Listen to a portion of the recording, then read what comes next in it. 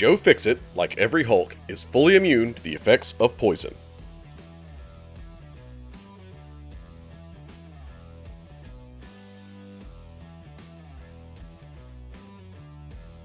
Joe Fixit can hold a maximum of 4 cards at a time.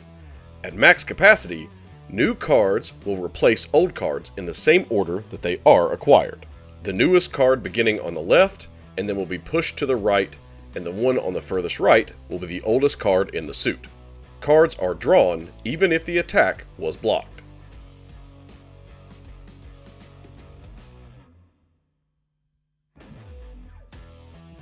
Ending a combo with a light attack will give you a heart card, which grants plus 7% lifesteal for each card in the deck.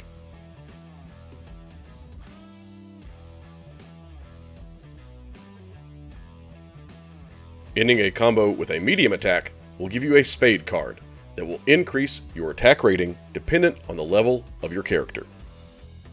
Using a heavy attack, you will get a club card that will give you a plus 25% combat power rate.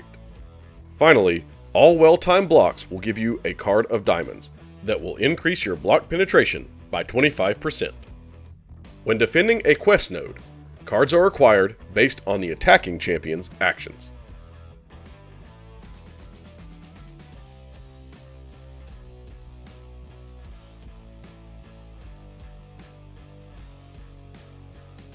When using a special attack, if Joe Fixit has a specific combination of cards in his hand, he will inflict a debuff on the opponent for 10 seconds, plus 5 seconds per bar of power spent. Those combinations and their respective debuffs are as follows. If Joe Fixit has one pair, which means 2 cards that are the same, he will inflict a disorient debuff, reducing defensive ability accuracy and block proficiency by 40%. If Joe Fixit has 3 of a kind, meaning 3 of the same card, he will inflict a weakness debuff, reducing attack rating by 30%.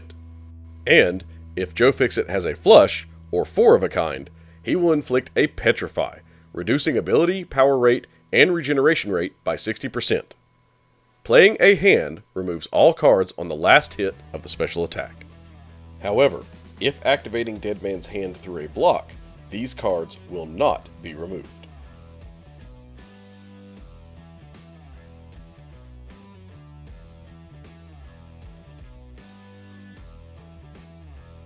Using the special attack 1, on hit there is a 50% chance to inflict a bleed debuff, dealing direct damage over 10 seconds, plus 1 bleed debuff per Dead Man's Hand debuff.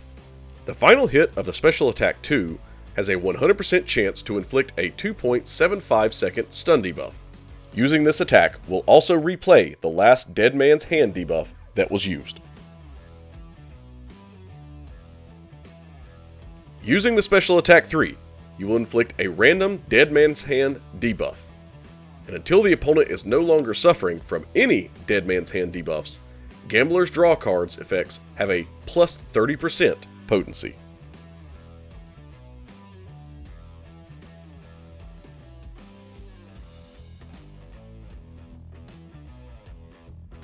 With an Awakened Joe Fixit, after using cards to play a Dead Man's Hand debuff, instead of being removed, all slots are randomly assigned one matching suit. Additionally, suits gain a stackable bonus during special attacks. If drawing heart cards, you will get a plus 5.03 to 10% debuff duration. If drawing spades, you will get a plus 238.23 to 715.14 critical rating. When drawing clubs, you will gain 10 to 30.04% of a bar of power over 2 seconds. When drawing diamonds, this will grant a plus 9.98 to 24.96% armor penetration.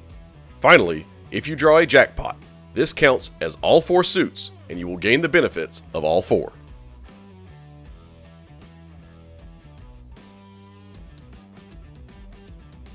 Before we get into the combat strategy, let me say, at the time of this recording, the information for Joe Fixit's abilities, both inside the game and on Aunt M online, will have incorrect information. Those will say that to get the benefits from his Gambler's Draw, you must start a combo with either a light or a medium attack. This is incorrect.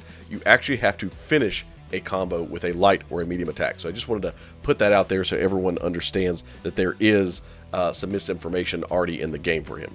In my opinion, there isn't a single combat strategy to really use for Joe Fixit. He is kind of a choose your own adventure champion in the sense that he can do a lot of different things depending on how you are playing him. So in this section, we're really going to talk about more how he works, all of his mechanics, his ins and outs. I'll give you some strategy information, but again, this is really kind of just what you need for the specific fight that you are in. First, let's talk about how to activate the different card suits that you can get. It is not just a combo ender for the hearts and the spades cards. It is actually the action that you take. So let's say you dash in and the opponent has a block and you strike them with a medium combo and then you dash back. That's going to give you your spade card. It doesn't have to be a 2-hit combo. It can be a single hit combo that will do that. And the same thing with the heart card. If you hit with a medium and then a light attack and then dash back, you're going to end up with a heart card, which is going to give you that 7% lifesteal. So this is actually how the card system works. It doesn't have to be a start or an end of a combo. It's simply the action that you take. So either a light attack is going to give you a heart, a medium attack is going to give you a spade, a heavy attack will give you a club, and a well-timed block will give you a diamond. When you stack these cards, you're going to see that they start on the left and then they will move towards your right. Let's say you do 4 different actions. Let's say you get a heart card, a spade card, a club card, and then a diamond in that order.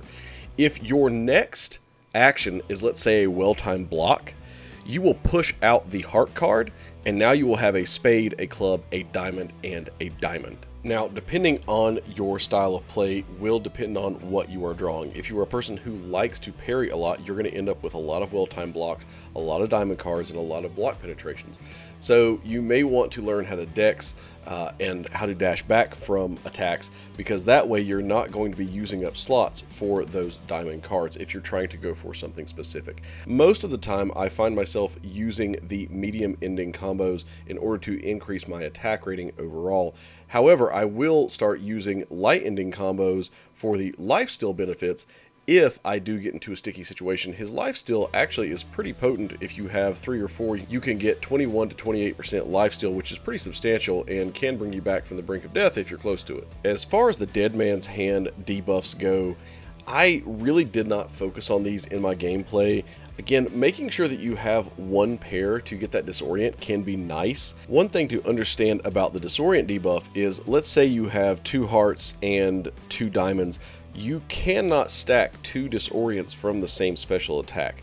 However, what you can do is if you throw, let's say, a special 2 attack and you gain a disorient, and then you go back and throw a special 1 attack and gain a disorient, those will stack. So if you do 2 different special attacks, you can stack disorients, but you cannot stack them from the same disorient if you have, let's say, 2 pair in your cards. As for the Petrify, I would not attempt to go for the Petrify. It is kind of stressful to go for that. However, you can do this if Joe Fixit is awakened. When he is awakened after he throws a special attack and does the Dead Man's Hand debuff, he will then randomly roll the cards in his hand and they will come up in a suit of 4. So you will get 4 matching ones, so 4 hearts, 4 diamonds, 4 clubs, or 4 spades. So at this point, if you are close to a special and you can match the suits that are already in your hand with your actions, then you can absolutely throw that Petrify debuff. Really, this does work best if he is awakened. You really do want to have Joe Fixit awakened. He is much better that way. Obviously, whenever those cards reroll in your hand, you want to hit the jackpot, but you have no control over this. This is completely RNG based. Still, it does give you a little bit more oomph in the fight if you do have him awakened in a high sig versus not awakened at all. And I honestly would not play him very much or rank him up at all if he were not awakened. When it comes to a combat strategy, I will usually start off with a heavy attack to give me that plus 25% increase to combat power rate, and then I will mix in as many spade combos as I can, so ending combos with a medium attack. This is going to increase my attack rating. Now, I do tend to play with a lot of parries, so I end up getting a lot of well-timed block diamonds in there as well. However, I want to try to get as many spades as possible and aim for that special 2. I really haven't found a whole lot of use for the special 1. It does inflict a bleed debuff, so if you need a whole lot of debuffs on the opponent, that's a great one. However, they're not that powerful. The special 3 as well, while you do get an increase of 30% to the potency of the Dead Man's Hand debuffs, or I'm sorry, the Gambler's Draw card effects, it's so short-lived because it's dependent on the Dead Man's Hand debuff. So again, you might have a 20-second Dead Man's Hand debuff and you get 20 seconds of a plus 30% increase in potency. It's just not that worth it to me.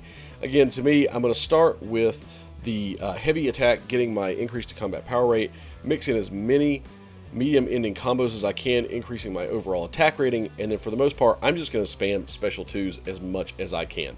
If you want to get back to that special 2 more often, you can just use your parry heavy mechanics instead of your medium ending combos, but again, you really do want to have as many spades on Joe Fixit as possible before you throw a special attack 2 to make sure you are getting that increase to attack rating.